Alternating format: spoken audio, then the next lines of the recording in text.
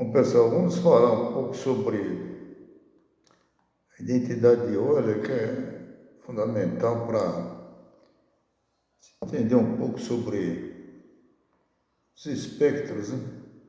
Que a gente vai falar depois, futuramente. Euler foi um cientista suíço que teve sempre ideias geniais. Uma delas foi colocar o círculo trigonométrico dentro do plano dos números complexos. O número complexo ele não fica sobre uma reta, somente sobre uma reta.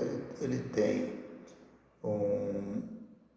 uma parte dentro da reta e a outra parte dentro de um eixo imaginário, perpendicular ao eixo real.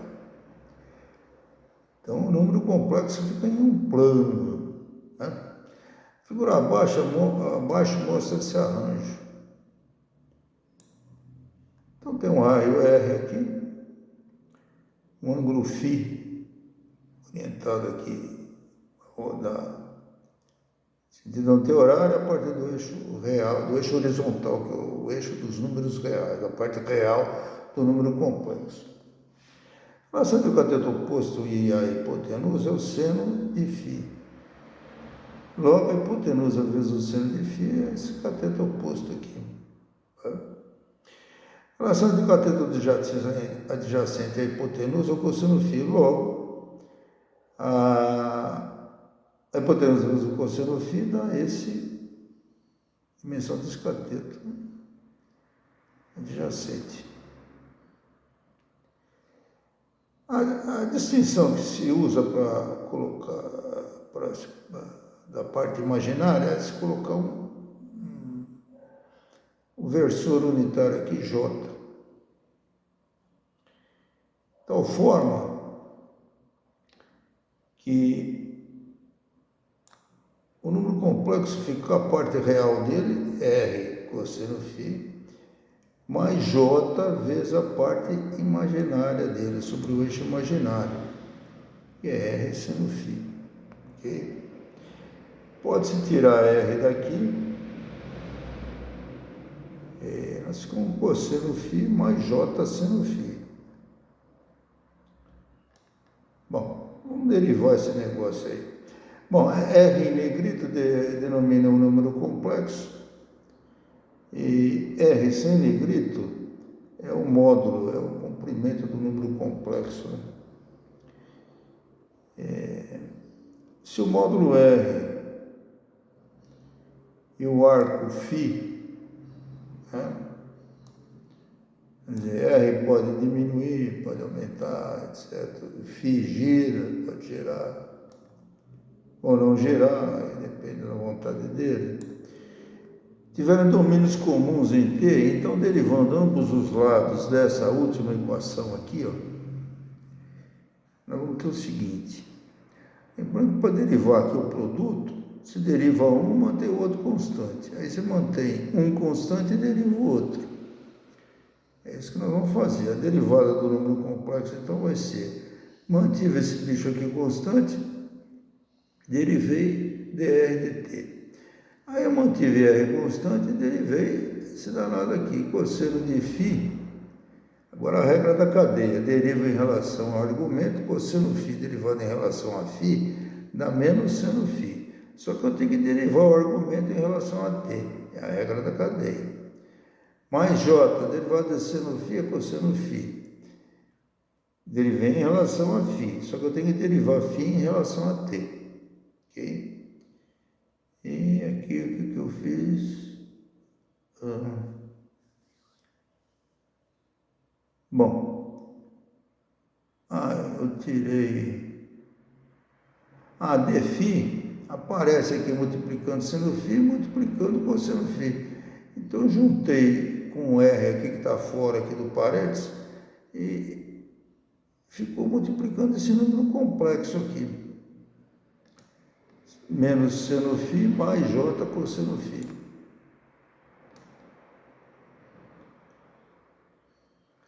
A derivada do número complexo dr de t é cosseno φ mais J seno φ dr de t mais R aqui eu repeti. E agora, é interessante, muito interessante, que esse número aqui, menos seno φ mais j seno φ, é esse número aqui multiplicado por j. Olha que bacana. Se eu multiplicar isso aqui por j, vai ficar j cosseno φ. Se eu multiplicar j seno φ por j, eu vou ter menos seno φ. Olha que bacana. Aí eu fiquei aqui com... Isso aqui simplesmente é o mesmo, só multiplicado por j. Fiquei com cosseno φ mais j seno φ vezes dr dt mais jr dφ dt. Podemos ainda escrever aqui. Aqui, só para destacar que o cosseno φ na derivação, que ele foi derivado, tá? Lá em cima, aqui, ó, ele foi derivado, foi uma das partes derivadas do produto, uma das parcelas do produto derivado. Ele ficou inalterado, olha só, ele ficou inalterado durante a derivação, resultou inalterado. Ele aparece multiplicando dr dt e aparece multiplicando a derivada de dφ dt. Tá vendo? O complexo cosseno de φ mais j seno φ permaneceu invariável quando se derivou r e também permaneceu invariável quando se derivou o seu argumento. O seu argumento é φ, né? O argumento do número. Esse comportamento somente será possível se cosseno φ mais j seno φ for igual a e elevado a j φ. Essa é a identidade de Euler. E muito importante. Isso aqui não se estuda nada de espectros. Viu? Espectros são muito importantes porque na área dos equipamentos robotizados, porque os movimentos desses robôs são muito complexos e muito sensíveis. Bom, vamos lá, vamos verificar. R, o número complexo R é o módulo dele, vezes cosseno φ mais j seno φ, como nós vimos. Agora vamos substituir, vamos usar também cosseno φ mais j seno φ igual a E elevado a jφ, a identidade de Euler.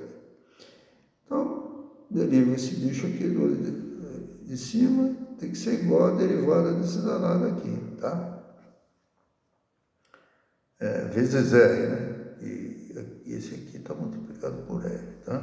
Vezes R. Então, derivando. Cosseno φ dá a mesma coisa de sempre. Agora, a hora que chega aqui, nós já vimos lá em cima, esse lado aqui, nós já vimos lá em cima como é que ficou, tá? Não vou fazer tudo de novo. Só voltar o vídeo aí, lado esquerdo. Agora, a hora que eu derivar isso daqui, olha que bacana. Eu mantenho E elevado a jφ constante, derivo dr, derivo R em relação a t. E aqui eu mantenho R constante e derivo E